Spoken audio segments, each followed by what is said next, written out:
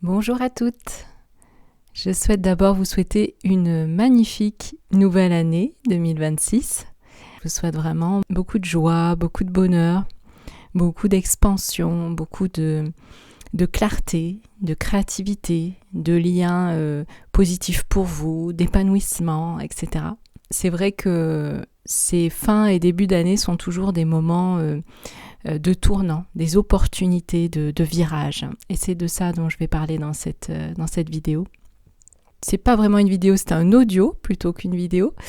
Et donc voilà, j'avais envie de vous dire que pour moi, des fois, c'est plus simple de faire un audio. Ça me permet d'en faire plus régulièrement des audios et des vidéos, quand de temps en temps, je peux faire aussi des audios plutôt que des vidéos. Donc voilà, donc il y aura sur ma chaîne, comme ça a toujours été le cas d'ailleurs, mais il y aura pour la suite parfois des vidéos, parfois des audios. Et moi, c'est ce qui me permet de vous transmettre plus régulièrement des choses que j'ai envie de vous partager pour vous aider, vous faire avancer, etc. Aujourd'hui, je vais parler un petit peu de ce passage 2025-2026, de la façon dont je le perçois déjà dans ma propre intériorité. Et donc, ça fera peut-être ou sûrement résonance avec vous. J'interromps cette vidéo pour t'offrir un cadeau. As-tu envie de mieux t'aimer, d'aimer chaque facette de ton être? Si oui, je t'offre une méditation guidée qui s'appelle S'aimer soi-même. Et tu trouveras donc sous la vidéo le lien qui te permettra de recevoir ton cadeau. Par ailleurs, si tu aimes la vidéo que tu es en train de regarder, je t'invite à la liker. Je t'invite à la partager, à la commenter. Je répondrai à ton commentaire. Et également à t'abonner.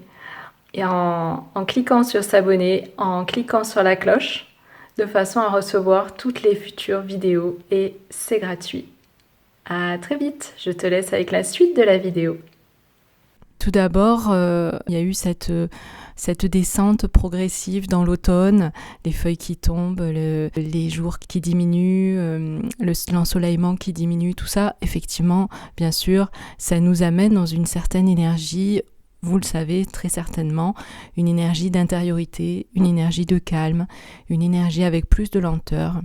Et même si il y a cette période de fête au milieu qui est souvent une période qui nous amène à être en lien, à faire la fête, à célébrer, à partager, etc. Cette période de fin d'automne, de début d'hiver est quand même une profonde période qui nous appelle à l'intériorité, à l'écoute et justement à écouter des choses peut-être plus profondes que d'habitude. Cette écoute profonde va permettre effectivement des changements, des remises en question, des émergences aussi.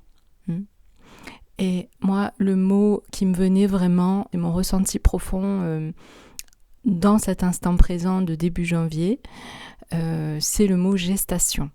Gestation, donc j'ai vraiment le sentiment, et donc peut-être que c'est ce que vous ressentez aussi, d'une gestation en moi, de quelque chose qui se prépare, d'un changement qui se prépare. Et ce changement, eh bien sûr, je n'en connais pas encore les couleurs, les thématiques, les tonalités, les dominantes, etc. C'est un changement qui va se révéler, qui va se dévoiler. Pour l'instant, ça se prépare. C'est en maturation intérieure. Donc peut-être que vous aussi vous sentez qu'il y a comme une poussée à l'intérieur de vous, comme de nouvelles choses qui ont envie d'émerger, de nouveaux aspects de vous qui souhaitent s'exprimer, qui ne s'exprimaient pas forcément ou pas suffisamment auparavant. Donc, il y a comme ça un certain nombre de facettes de nous qu'on a pu laisser en sommeil, qu'on a pu mettre de côté, qu'on a pu parfois négliger ou abandonner. Ça arrive aussi comme des germes en fait.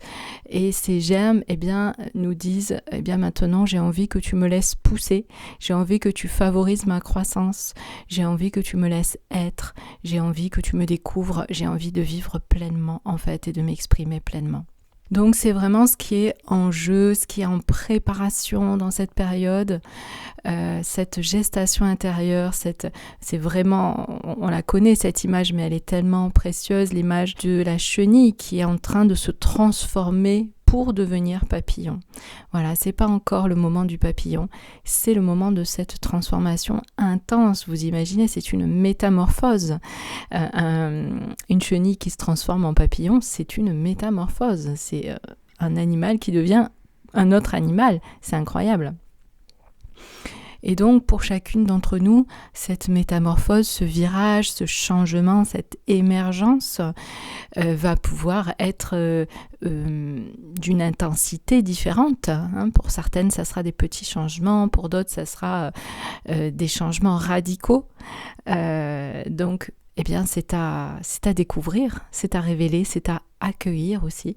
La chenille a besoin du cocon, a besoin de protection, de chaleur, de soins pour pouvoir réaliser sa transformation incroyable, sa métamorphose. Donc cette période, c'est aussi une période de soins de cette gestation. C'est vraiment, l'autre image qui me vient, c'est vraiment comme une grossesse. Donc comme une grossesse, bien sûr, quand on est enceinte, on prend soin de tout un tas de choses, de son sommeil, de son alimentation, de son hygiène de vie, encore plus des fois que quand on n'est pas enceinte. Et on sait qu'il y a un être, il y a quelque chose qui grandit en soi. Il y a quelque chose de nouveau qui arrive, il y a des nouvelles perspectives qui se profilent, etc. Tout ça, c'est cette gestation, c'est cette préparation du nouveau. Et nous en sommes là. Nous en sommes là, c'est ce que je ressens profondément avec ces énergies de début 2026. Je sens cette gestation forte et donc j'invite à prendre soin, comme je le disais, de cette gestation. Donc il n'y a pas d'urgence, il n'y a pas à forcer le processus non plus, il n'y a pas à le retenir, à l'éviter, à l'empêcher non plus, d'accord ? Simplement à l'accompagner, à être présente à ce processus, à ces changements qui vont se proposer. L'invitation aussi, c'est d'essayer de ne pas cultiver la peur, parce qu'évidemment, parfois, on sent bien que ces changements, cette gestation, vont venir nous chercher, nous rencontrer à des endroits de notre vie où on n'est pas pleinement épanoui, satisfaite, etc. D'accord ? Les endroits d'épanouissement, bien sûr, ça peut s'amplifier, mais souvent, on connaît un peu les thématiques de notre vie où on n'est pas pleinement épanoui, pas pleinement soi-même, pas pleinement satisfaite, etc. On sait bien que ça se situe là, par exemple, et on a une idée des endroits où il y aurait besoin de changement, en fait, où il y aurait besoin même le mot qui me vient, de révolution, de transformation, etc. Donc, il peut y avoir une certaine appréhension aussi de dire, mais oula, ce domaine, je sais que c'est compliqué, je ne sais pas comment avancer avec ça, donc je ne sais pas trop ce qui va émerger, en fait. Je ne sais pas trop la forme que ça va prendre, est-ce que ça va me demander de faire, etc. Oui, bien sûr, ça peut générer de la peur. Le changement peut générer de la peur. Mais on oublie souvent que rester durablement dans des situations souffrantes, ça aussi, ça pourrait nous faire peur. Donc, changer fait peur. Le nouveau, l'inconnu fait peur, souvent. Mais est-ce que rester dans quelque chose de souffrant et d'insatisfaisant, en balance de cette option de changement, est-ce que c'est satisfaisant ? Eh bien non. Est-ce que c'est épanouissant ? Eh bien non. Donc oui, bien sûr, en nous, il y a cet élan permanent, continu, d'épanouissement, d'ouverture, d'expansion, de réalisation de soi. Et donc bien sûr que ça va nous amener à des changements. Et parfois à des gros changements. Donc là, c'est en préparation. C'est vraiment le message du jour que je voulais vous transmettre. C'est en préparation en ce moment. Le changement se prépare. Ce changement, il va passer par, bien sûr, des comportements différents, des choix différents, etc. Mais il va passer aussi par une identité différente. Ça veut dire que y a des facettes de vous qui vont émerger et qui vont demander à prendre plus de place. Des facettes qui vont peut-être vous surprendre, des facettes que vous aviez peut-être eu peur de laisser s'exprimer, de laisser justement prendre de la place, prendre de l'ampleur.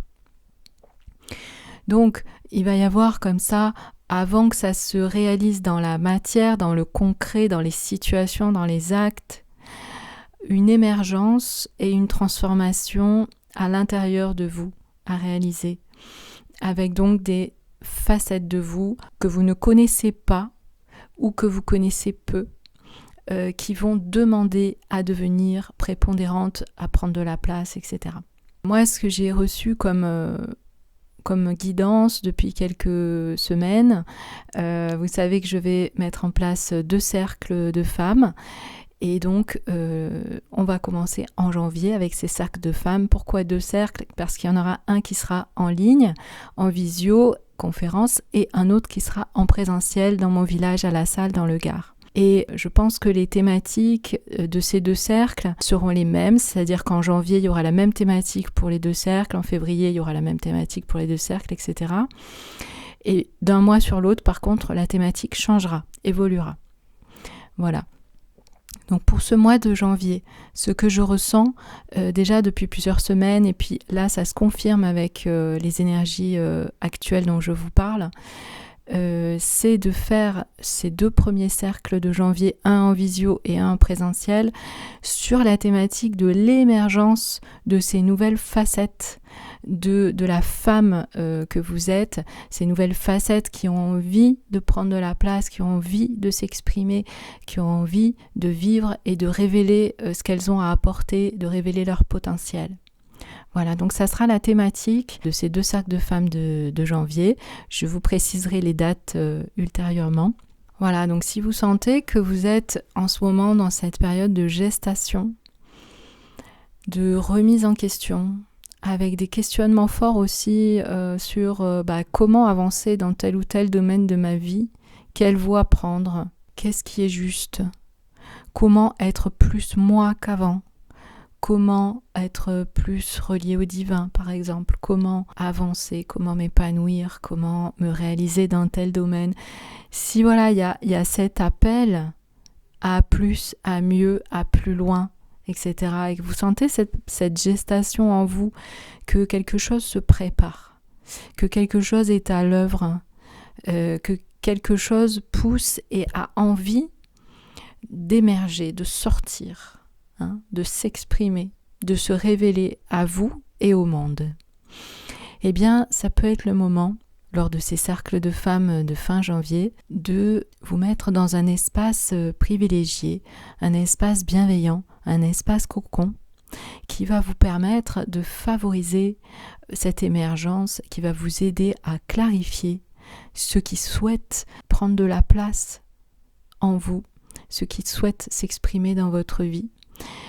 Ce sont comme des facettes de votre être qui vont vous permettre de faire les changements importants que vous avez à réaliser pour votre épanouissement en 2026.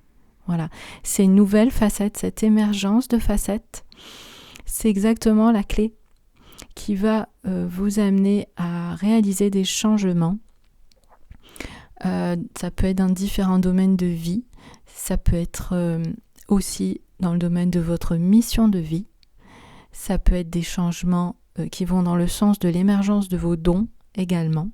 Voyez, donc ces facettes-là vont être très importantes pour réaliser les changements qui vous appellent ou auxquels vous aspirez en 2026. Je vous laisse ressentir ce que ce message génère en vous, la résonance, l'écho que ce message a pour vous. Et on se retrouve bientôt. Je vous souhaite à nouveau un magnifique début d'année. À très bientôt.